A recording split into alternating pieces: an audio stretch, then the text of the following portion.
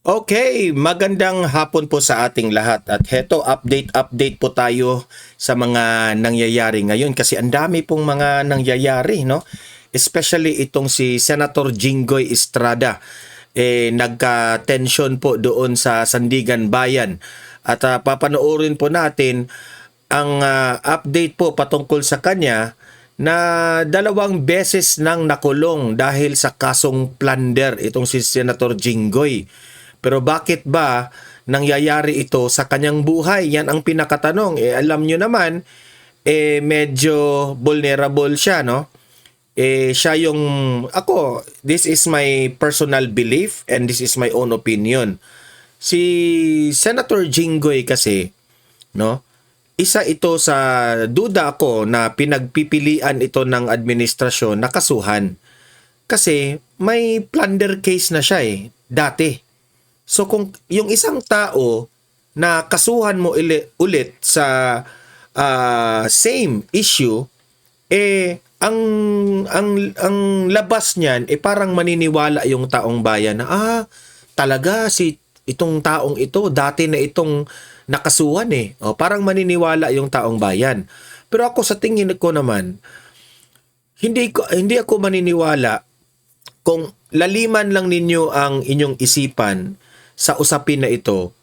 Hindi ko maniniwala na mangungurakot pa rin itong si Senator Jinggoy. Kasi nakulong ka na for how many years? Yung isang tao, if makulong ka, may matatatak yan sa isipan mo na hindi po biro ang makulong. So, sa second life mo, second life ha, sa second life mo, siguraduhin mo yan na maging mabuting tao ka. No? So, hindi ko ibig sabihin na guilty si Senator Jinggoy sa nakaraang issue niya patungkol sa plunder. Kasi kung tutuusin mo, naabsuelto yung kaso niya doon. Kasi nire-respeto natin ang korte ng Pilipinas. Ngayon, alam nyo naman, yung sinabi ni Senator Amy Marcos na itong mga majority na ito, kakasuhan ito ng administrasyon para mababawasan po ang majority. Para pagdating ng impeachment, hindi makapagboto. Kaya nga galit na galit itong sina Erwin Tulfo, si Hontiveros, itong si Kiko Pangilinan, noong last Friday yata yun o last Thursday o last Wednesday ba yun? Yung last session ng Senado. Galit na galit sila. Kasi isinusulong ni Marcoleta yung teleconference na pwede nang makapagboto yung mga senador na hindi po available.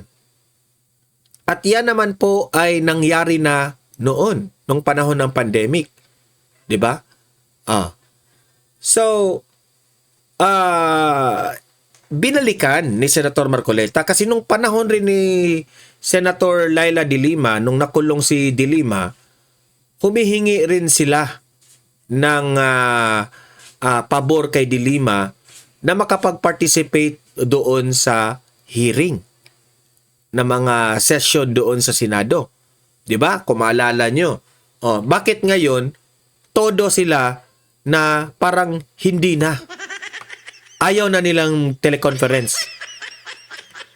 So paano uunlad ang ating bansa kapag ganito lagi ang iniisip natin? Kasi sa Amerika po, ginagawa na po nila yan. Yung mga senador doon na hindi po available, pwede na mag-participate sa session through teleconference. So, dito, importante nila na hindi ito matuloy kasi alam nila na pinaka-importante ang impeachment trial ni VP Sara na matatalo. Talunin nila si VP Sara dito. Ewan ko nga kung makukuha ba nila yung 16 votes. 'Di ba? Wala sa hulog Yan nga, isa itong si Senator Jinggoy na tagilid ngayon. Okay? At heto pa. Ito marami na ang nagsasabi na ito raw administrasyong Marcos para na raw nag-martial law itong administrasyon na ito. Pero hindi lang nag-declare. Yung tatay niya noon, si Marcos Sr., nag-declare yun, I declare martial law. Pero ngayon raw, kahit hindi nag-declare yung anak na Bangag Jr., parang martial law na yung galawan. Lahat na lang ng mga government officials na kukontra na hindi naka-align sa kanilang political kakampi, ikasuhan ka. At yan po ay delikado. Okay? Kasi tingnan mo dito sa latest balita na naman, ito nakakalungkot ito NBI handa kung sakaling manlaban si Senator Bato de la Rosa at handa na nilang pati ang asawa ni Senator Bato ay ipasupina.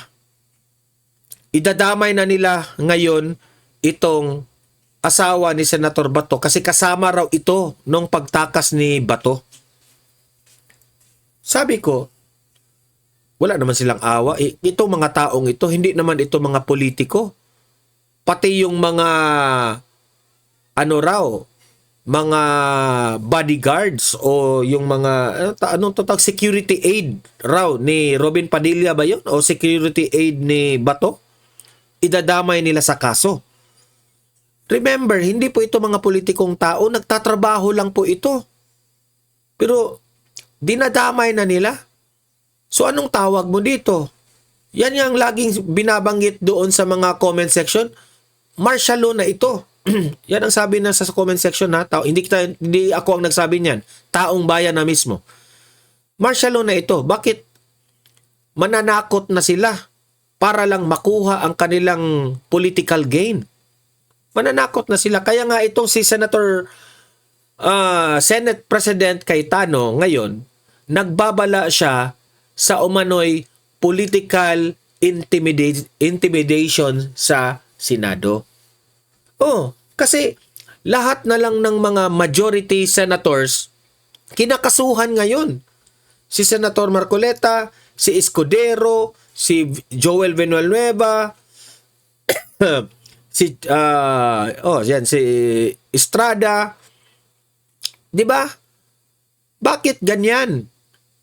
Nagmukha sila tuloy desperado na. Sasabihin tuloy ng taong bayan na, ano yan? Parang linalahat na nila. Kasi hindi nila kaya na matalo sa debate itong mga senador na ito at hindi nila kaya na ito pa ang pinakamalalim na issue na ito. Yang flood control Blue Ribbon hearing. Sisimulan na ngayong June 4. Ano yan? June 4 na yan. June 4. Bago simula ang impeachment trial, maghihearing sa Blue Ribbon Committee. At alam ko na si Senator Marcoleta dyan, mangunguna na naman talaga dyan. Kung sino yung tumbukin na mga mastermind. I-invite talaga yan. Kasi nung panahon ni Lacson, hindi kaya ni Lacson Takot si Lacson na sina Martin Romualdez mapatawag. Itong si Senator Marcoleta, hindi siya takot. Bakit naman ako matatakot kay Martin Romualdez? Parang gano'n ang sinabi ni Marcoleta. Na kung may karapatan ang taong bayan para malaman ang katotohanan, iimbestigahan na natin kung sino yung isinisigaw ng taong bayan, which is si Martin Romualdez. So, yan po ang isa pa yung ikinatakot nila. Kaya, kasuhan rin nila si Marcoleta para wala nang matapang dyan sa Senado na gustong imbestigahan itong mga buhaya na ito. Okay? So yun po ang ipapakita natin ng mga videos ngayon. At last but not the least, ito po good news patungkol po kay former President Rodrigo Roa Duterte. May mabuting balita po si Attorney Harry Roque kay Tatay Digong. Mamaya, i-play nating video na yan. Okay? Pero bago ang lahat, paki-like at saka paki-share muna dito sa vlog natin para kakalat ito sa taong bayan. At sa mga first time dito na nanonood sa akin channel, mag-subscribe na po kayo para updated kayo lagi sa ating mga balita. Libre lang ang mag-subscribe ha, walang bayad yan. At bago natin simulan ang mga videos na atin pong ire-react ay magpapasalamat muna ako dito sa mga audience na nagpapa-shoutout at laging nanonood dito sa Donmar TV. MC Vlog Official o Mac Vlog Official. Sir Donmar, good evening. Watching from San Mateo, Rizal. Ayan sir. Mac Vlog, maraming salamat. Diana Akodisin. Ayan. Idol, always watching you from Siquijor. Ayan, yung mga taga Siquijor nating mga kababayan. Ma'am Diana, thank you po. Ayan. Jamiro Grace. Good morning po, Sir Donmar. Super nakakasad na ang administrasyon ngayon, pinaiikot lang tayo mga tao sa mga isyu. Tama. Maraming salamat sa iyo, Jamiro at si Grace. Ano ba kayo? Couple ba kayo? Jamiro Grace. Okay. Ito pa. Jasmine Asong. Ayan, good evening sir. Shout out sa taga Iloilo. Klaro na ang nag-walkout, nakaplano na. Alam nyo, iba't ibang lugar yung mga nagsha-shoutout dito ha. Iloilo. Oh, yan, mga taga Iloilo natin mga kababayan. Ang dami pa rin mga solid Duterte dyan. Ayan, Jasmine pala. Jasmine Asong. Ayan, Ma'am Jasmine, thank you. Sara Hobenia. Good morning, Donmar. Nganong nagplano na pud sila pag-ilis kan Cayetano? Naunsa naman ning administrasyon karon? Alam nyo naman ma'am, ang administrasyon ngayon, nagpapanik na sila kasi takot silang manalo si BP Sara sa 2028. Ma'am Sara, thank you po sa inyo. Ayan. So, heto po, panoorin po natin yung tensyon nung si Jinggoy, bail raw si Jinggoy, no? Pero nagka-tension po. Ito po yung nangyari. Pakita muna natin. Teka muna. Ayan, kasi maliit eh. Ayan. Lakihan muna natin, ha? Ayan, para makita ninyo lahat. Ayan. Play.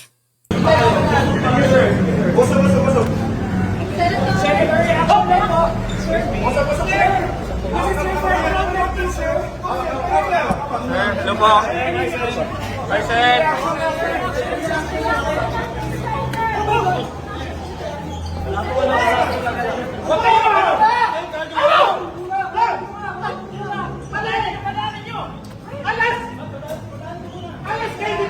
Ito ring media, no? Isa rin ito sila na kapag anuhin mo, sisitahin mo, ayaw pa rin maniwala eh. Ayaw pa rin mag-follow ng mga orders dyan eh.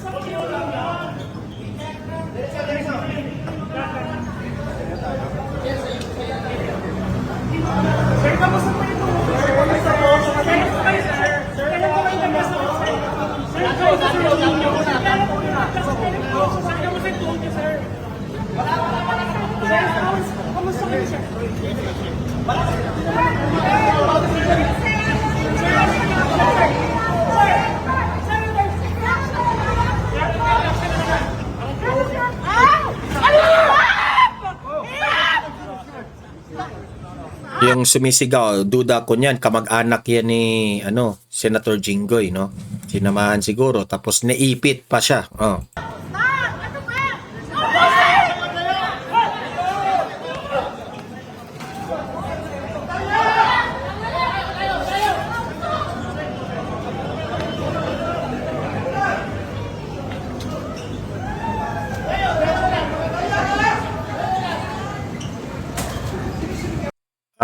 So yun po yung pangyayari doon nung raw footage yun ha, hindi yun edited, raw footage. Heto yung balita, pakinggan muna natin kung ano yung sitwasyon ni Senator Jinggoy. Veterano na may tuturing sa politika si Senator Jinggoy Estrada, pero kasabay rin ang karera niya ay ang mga pagkakadawit din sa mga kasong plunder. Nasa frontline ng balitang yan si Mean Los Baños. Taong 1992 nang mahalal si ngayon Senator Jinggoy Estrada bilang alkalde ng San Juan. Ikalawa niya pa lang na posisyon yan sa gobyerno pero agad nang nabahiran ng kontrobersya. Inaresto siya noong 2001 matapos ang kanyang termino. Naging kapwa-akusado si Jinggoy sa kasong plunder ng kanyang ama na si dating Pangulong Joseph Erap Estrada.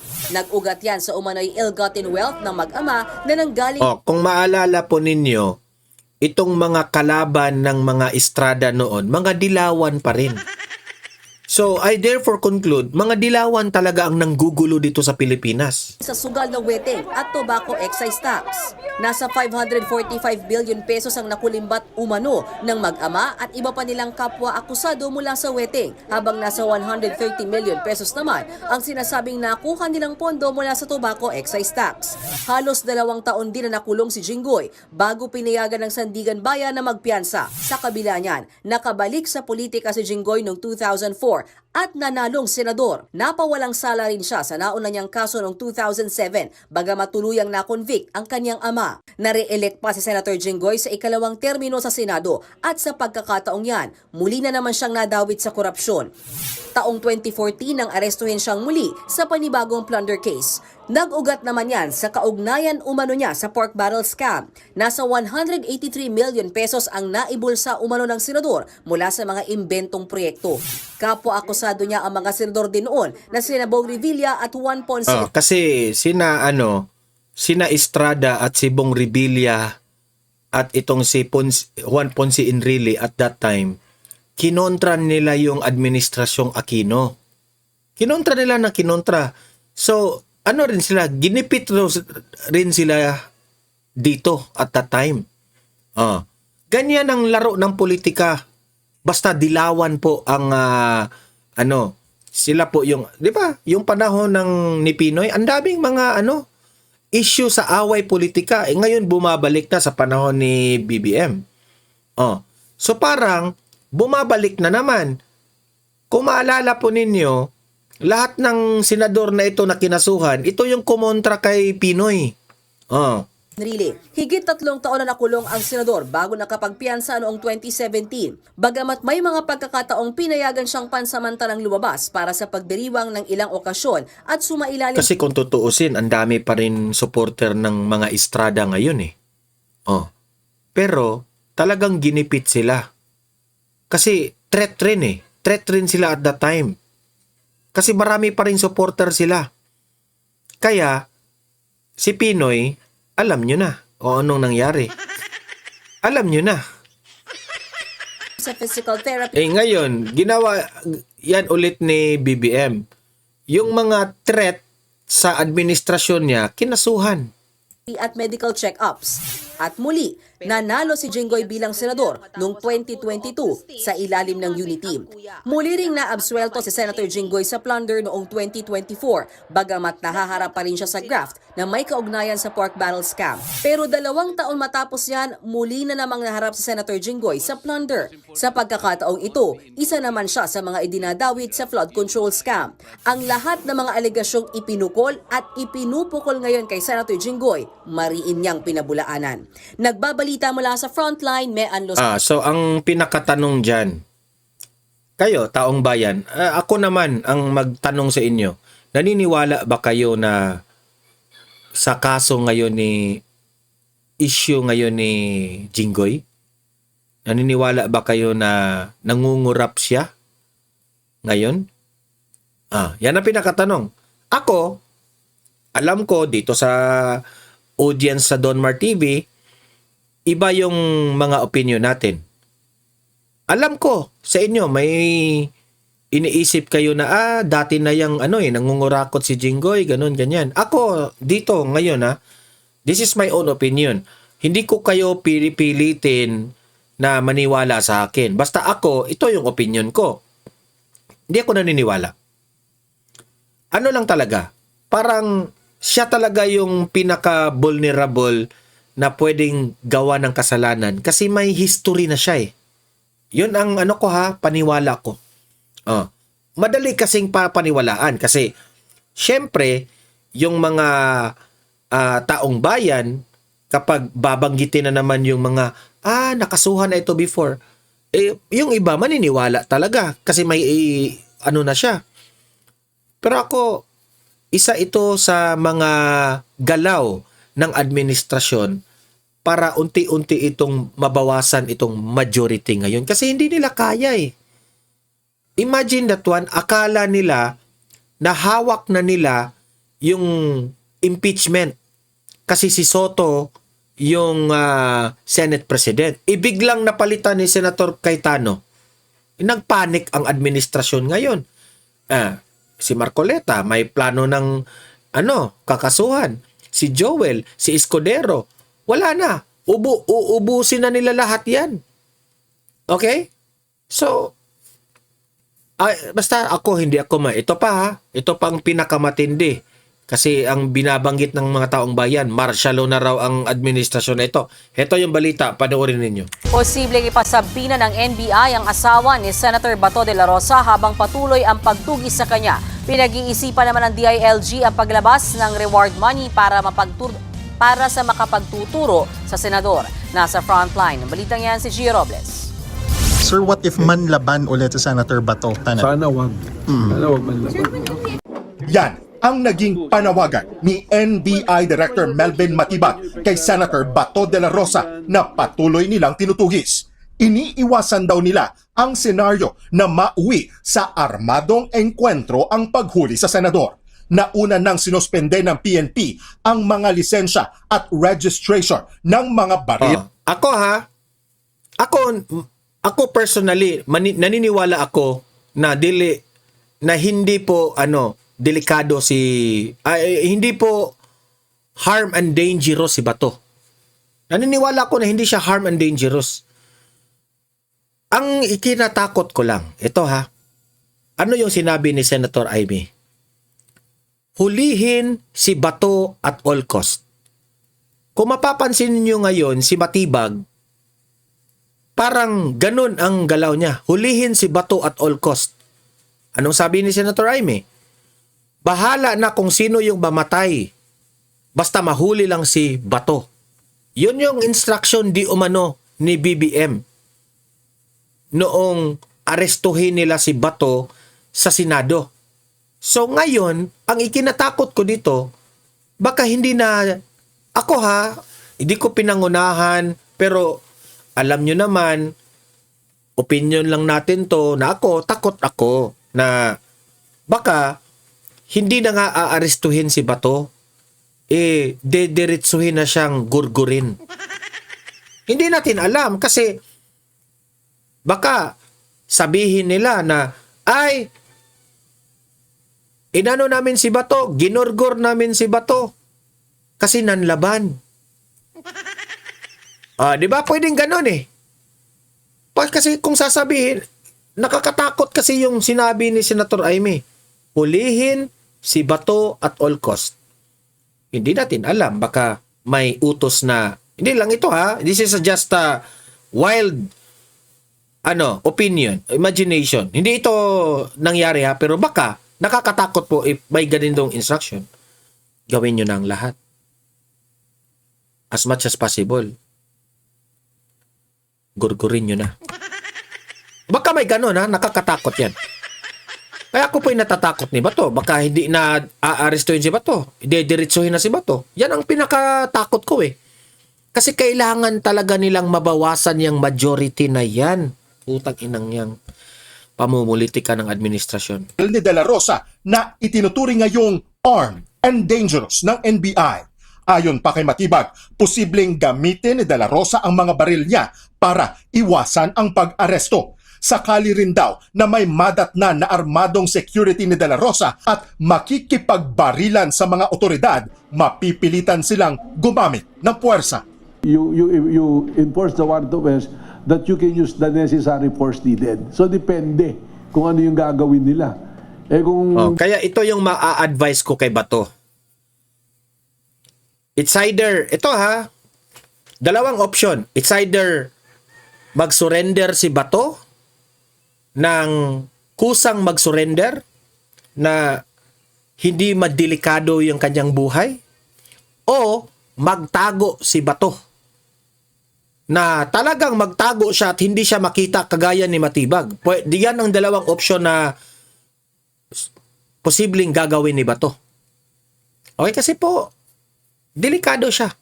Kapag mahuli siya kung saan siya, baka diretsuhin na siya, hindi na siya aarestuhin, gugugurin na siya. Tapos, alam nyo naman, dami na ng kalokohan ngayon. Sasabihin na nanlaban si Bato, kaya ginurgur na namin. Yan ang ikinatakot natin. Pero ako I don't think si Bato susuko yan. Hindi yan. Ewan ko lang kung anong gagawin ni Bato. Binabaril na yung mga ahente natin, alam namang hindi pa rin makipagbarilan, hindi ba? Tingnan nyo na. Tingnan nyo na. Makipagbarilan. Kapag kung ano raw. So, meron sa option nila na kapag si Bato manlaban, igugurgurin nila. Di ba? Basing sa just sinabi niya, so delikado. Na baka, kahit hindi nanlaban si Bato, gagawa ng kwento, di natin alam, yan ang delikado. Sana hindi mangyari yan. Sana hindi mangyari yan. Sa gitna ng nationwide manhunt sa senador, balak ng NBI na ipatawag ang mismong asawa ni De La Rosa. Tingnan mo na. Pati asawa, dinamay na nila. So, anong tawag niyo dito? Kaya hindi ko, I cannot help but understand itong mga taong bayan na nagsabi doon, martial law na talaga itong ginawa ng bangag. Sila nagsabi niya na mga nagko-comment. Isa raw si Mrs. Nancy De La Rosa sa mga huling nakasama ng senador bago ito tuluyang maglaho muli sa mata ng publiko. Higit 2 linggo na mula nang huling makita si De La Rosa matapos tumakas sa Senado madaling araw ng May 14 kasama ang kanyang aide at si Senator Robin Padilla. Pinagbasehan ng NBI ang mga... Ito lang yung masasabi ko sa iyo, Bongbong Marcos. You will never be loved by the Filipino people. Sa ginagawa mong ito, Bato, si Tatay Digong, hinuli nyo. Di nyo ba alam na itong si Bato at si Tatay Digong, ang dami pong bumoto niya? Well loved by the Filipino people. Itong si Marcos, you will never be loved by the Filipino people. Sinira mo yung pangalan talaga ng mga Marcos. Sira naman talaga. Nabigyan lang kayo ng chance na patunayan sana yung Marcos legacy. Anong nangyari ngayon? Mas lalong nasira dahil sa'yo. social media post ng asawa ni De La Rosa na ginamit umano ng kanyang asawa ang barilan sa Senado para makatakas. Of course, we're contemplating Grabe si issues of Marcos. subpoena to his wife also. Kasi may statement siya yung wife niya, if you will recall, that what happened on May 13, yun yung ginamit na opportunity ni Senator Bato to escape the arrest. Binabalidate rin ng NBI ang mga personalidad na posibleng tumutulong umano kay De La Rosa na magtago, gaya raw ni dating PNP chief at batchmate ni De La Rosa sa PMAC Nagtala class of 1986 na si Oscar Albayalde. Wala pang reaksyon si Albayalde kaugnay dyan. Sa panig naman ng DILG, kinukonsidera ni Interior Secretary John Vic Remulla ang paglalabas ng reward money para sa makakapagturo sa kinaroroonan ni De La Rosa. Hindi niya nabanggit kung magkano ang halaga ng pabuya. Pwede, considering that, but apparently it's not effective yet. Yes, we're confident it's in the Philippines. Pareho ni NBI Director Matibag, umaapila na rin si Remulla kay Senator Bato na kusa ng sumuko. Please surrender. Gagalangin ka namin, your rights will be observed, but wag na natin patagalin to kasi baka hindi umuwi pa to sa hindi mo gusto. We will treat you as an officer and a gentleman and we will follow all due process para sa iyo. Nagbabalita mula sa frontline, Gio Robles. Ewan ko na lang. No? Kaya nga, sabi ko, kayo mga pulis dyan ha, kayo mga kapwa pulis, baka nakalimutan nyo kung sino si Bato, Senator Bato, nung siya pa ay Chief PNP. Yun ang masasabi ko dyan ha. Huwag nyong kalimutan. Sana. Kung ano yung nagawa ng tao sa inyo. Eto po. Punta tayo. Good news muna tayo, okay? May good news raw. Itong si Attorney Harry Roque kay Tatay Digong. Ito, panoorin po natin. Magandang araw po sa inyo, pero bago po ako magsimula, ay hindi ko maintindihan ba't maliit ang aking muka. Kailangan palakihin natin ang ating muka. So, paano bang mangyayari yan? Nako, dalo akong nawala. Ano ba yan? Ayan, okay. Iba pala yung thumbnail. You learn something every day, no? Miski matanda ng kalabaw, may natututunan pa. So anyway, ngayong araw pong ito ay pag-usapan naman natin yung mga medyo mabuting balita na lumabas doon sa conference status report o conference status hearing ni Tatay Digong. Hats off dito sa presiding judge ni Tatay Digong na si Joanna Corner, isang bihasang huwes po galing sa Inglaterra, no?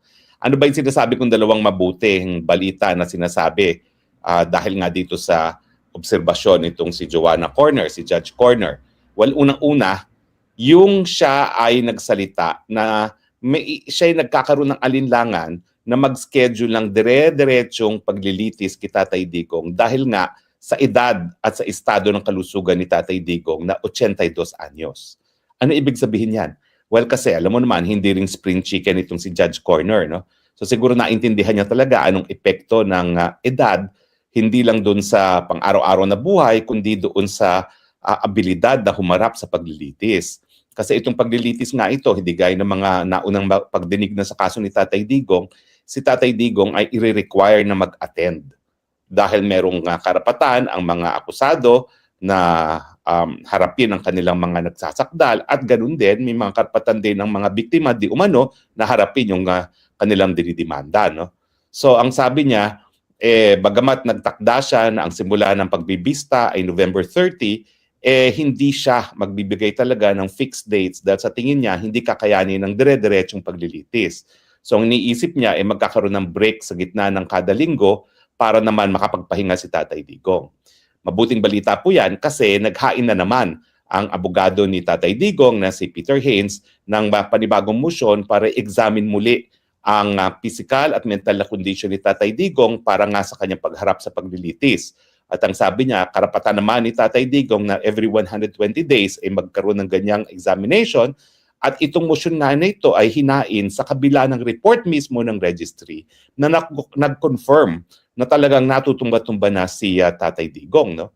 So, meron ng pag-amin na parang meron ng banta sa buhay si Tatay Digong dahil siya ay natutumba na maski siya ay naglalakad lamang doon sa loob ng detention facilities. At dahil po dyan, umamin na yung West na dumidinig sa kaso ni Tatay Digong na hindi po pwede talagang dire-diretso. At syempre, ang tingin ko naman, talagang pagbibigyan niya itong si Peter Haynes na ma-examine ang kondisyon ni Tatay Digong. Sa tingin ko, mabuti na rin na lumipat na tayo sa trial chamber kasi parang wala tayong pag-asa dun sa pre-trial chamber judges. No? Well, di ko naman sila masisisi kasi nga nagkaroon ng mga motion para i-inhibit ang ilan sa kanila at pati yung prosecutor. No? So ito at least fresh start. Bagong abogado, wala namang kahit anong motion na hinain itong si Peter Haynes na pinapaalis ang kahit sinong West. So walang dahilan para pag-inita naman itong si Tatay Digong. Kaya sa tingin ko, nagiging mas patas itong trial chamber kay Tatay Digong kaysa yung mga pre-trial chamber na parang galit kay Tatay Digong. Kung nakikita niyo yung mukha ng presiding judge dun sa confirmation of charges, kulang na lamunin niya yung mga abogado ni Tatay Digong. No?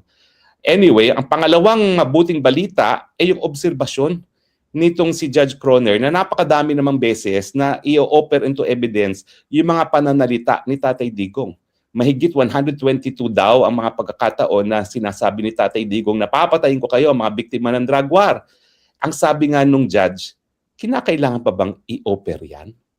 So ano pong indikasyon yan? Ang indikasyon niya na hindi niya masyado binibigyan ng halaga yung mga salita kasi politiko si Tatay Digong. Salitang politiko talaga yung mga bagay-bagay na yan. Bakit? Talaga namang ang pangako niya, lalabanan ng kriminalidad. Pero lalabanan ng kriminalidad sa konteksto na siya ay naging piskal, tagapagpatupad ng batas. Ibig sabihin, ang labanan within the rule of law at hindi naman sinasabi na baliwalain ng batas. No? So sa akin, good news din yan kasi kinikilala nitong presiding judge ni Tatay Digong na kahit ilang beses pa ulit-ulitin ni Tatay Digong yung mga ganyang salita na papatayin niya ang mga nanunulak ng pinagbabawal na droga, yan ay salita lamang. At kinakailangan na ipakita talaga yung intensyon na talagang patayin or gawin yung sinasabi niyang pagpatay at hindi lang mga pananalita. Kaya ang problema ng reklamo nitong mga kalaban ni Duterte is binigyan nila ng ano yan, seryosong yung pananalita ni Tatay Digong. Binigyan nila, yan ang nila reklamo nila, pwede ba yan? Kaya nga, nagsabi siya, bakit pa baka kinakailangan na tanggapin into evidence yung mga yan na napakadaming beses naman pinapaulit-ulit na. Baka wala na nga yung evidentiary value kasi halatang-halata na salitang politiko lang yan. So mabuting balita po yan. So anyway, antayin natin ang susunod. So mabuting balita po ito na itong judge ngayon, no, medyo realist, okay? Hindi po nagpapaniwala sa mga sabi-sabi. Mabuti yan. Mga kabanata, pero so far, so good po. Ako po'y nakakatulog ngayon, kampante na itong si Peter Haynes at si Kate Gibson, ang pinakamagaling na mga abogado talaga na depensahan si Tatay Digong. Now, puntahan naman po natin itong aking asylum. Alam niyo, itong aking asylum, ako ay nagsasabit na ng mga documentation. No? At isang tanong sa akin, sino pa ba bukod sa iyo ang nasusupil ang karapatan? Well, nung una, ang sabi ko, si Tatay Digong lang, si BP Sara, at saka si Bato. Ngayon, dinagdagan ko. Ilan na bang senador yan? Bato, Bongo, Jingo Estrada, Marcoleta, Chis Escudero, Joel Villanueva, at ngayon, Robin Padilla, 6 na senador. Marcoleta. 6 out of 24 na senador ngayon ang kinakasuhan ng gobyernong ito. Bukod pa dyan, ilang mga vloggers. 20 vloggers. Kasama na si Lorraine Badoy at saka si Ka Eric Celis, di ba? At saka si June Abines. At saka si Lorraine Badoy na talagang paborito kong kliyente na palagi nilang sinacyber libel at kinukontempt ng Kongreso. At iba pang mga vloggers no, na demanda. No? At syempre, nandiyan ang aking paboritong best friend, si Mother Dragon, the queen of all wanted of the Philippine government. Bakit ko makakalimutan si Mother Dragon? Bagamat siya ay Amerikana ngayon, talaga naman, whether be it in the Philippines or in the US, hinahabol ng kaso itong si Maharlika. No? So, anong ibig sabihin niya? Ang ibig sabihin, talagang may katotohanan dun sa sinasabi nila na meron na tayong undeclared martial law. Bakit? Kita nyo ha? Sinusupil ang malahing pananalita ng mga vloggers. Okay? Never mind na wala masyadong mainstream media na sinusupil. Bakit? Kasi ang mainstream media nakikipag-cooperate naman sa kanila. Bakit? Kasi si Tambaluslos ang hawak nila yung mainstream media may-ari halos lahat ng media installation ngayon kasama ng ABS-CBN, di ba? Pangalawa, pero yung ginagawa nila sa vloggers, kinakaladkad at kakaladka rin na naman sa Kongreso dahil sa isang resolusyon na sinusulong nitong si Congresswoman Garin. No? Talaga nang susupilin na naman ang mga vloggers sa kanilang kritisismo sa mga kongresista no? Sa panahon na importante na talagang bantayan naman itong mga congressman at saka mga senatong. Bukod pa dyan, ang mga senador. Talaga namang ang mga senador, kinakailangan supilin yan dahil ang mga senador, dahil sila ay mga elected with a national mandate, sila independyente at tumatayo laban sa mapang-abusong presidente. Sa pagsasampa ng mga non-bailable cases laban sa 6 sa kanila, ang mensahe ng presidente sa kanila ni Bangag, hoy, tigilan niyo ako, otherwise ikukulong ko kayong lahat. Di ba? So, meron pa. Siyempre, sa Kongreso, si Kong Biao Miao, anong nangyari? Dahil siya ay talagang bumibira at tinitira hindi lang ang presidente Bangag, kundi yung mga kasama niyang mga sa croc farm na tinatawag niya, ayan, hindi lang siya nasuspinde, meron pang kasong kriminal at meron pang possibility na siya ay ma-expel sa House of Representatives. At siya, wag natin kakalimutan, si favorite Vice Mayor ko, si Vice Mayor Respicio, dahil sa kanyang mga matatapang na salita, meron na rin kasong incitement to sedition. No? At hindi ako magtataka kung talaga ipakukulong din yan.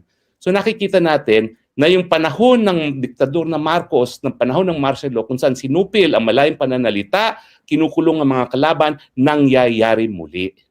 At kaya natin sinasabing undeclared yan kasi sang-ayon sa ating 1987 Constitution, para hindi na maulit muli yung ginawa ni Marcos sa diktador senior, kinakailangan ang hudikatura at ang Kongreso sabay na magre-review ng paktual na mga basihan ng pagdedeklara ng martial law at saka ng legal na basihan.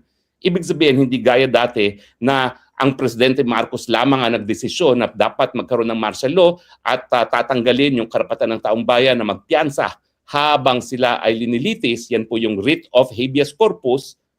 Aba, ngayon, kinukulong ang mga tao, ginagamit mga non-bailable cases. Kita mo, ako non-bailable. Si Pastor Apollo Kibulo, non-bailable. Si Jinggoy, magiging non-bailable din yan. At saka kasama na rin dyan siguro sila Chis Escudero at saka si Villanueva. Tapos syempre si Bongo at saka si Bato. Wala namang mga bail-bail yan dahil gusto nilang diretso na sa ICC The Hague. So para bagang suspendido na rin ang writ of habeas corpus dahil ang epekto ay kapareho ng kawalan ng writ of habeas corpus, kulong ka. Pero ikaw, ang pagkakaiba ng diktador at saka ngayon, ginagamit ang common crimes, ang pinakapaborito nila ay human trafficking and plunder para ikulong na walang piyansa ang mga kalaban ng gobyerno. Parehong epekto, talagang panunupil sa karapatang pantao, panunupil sa kalaban ng gobyerno, pero walang martial law na po pwedeng madeklara na walang legal na basihan ng hukuman at ang legislatura. Di ba? Walang ya. Bangag nga, walang ya naman. At ang mga nagsasabi na ang nasa likod dito ay walang iba kung hindi si Lisa Tanas din. Dahil siya ay abogado, alam niya kung paano gagamitin ang batas para supilin ang mga kalaban ng administrasyon. Pilipinas, panunupil ka ba? Ako hindi na. Meron na ako non-bailable. Kaya sinasabi ko, tanggalin na natin sa pwesto ang mga bangag. Tanggalin na natin sa pwesto ang mastermind ng kurakutan sa Marcos. Tanggalin sa pwesto si Marcos Jr.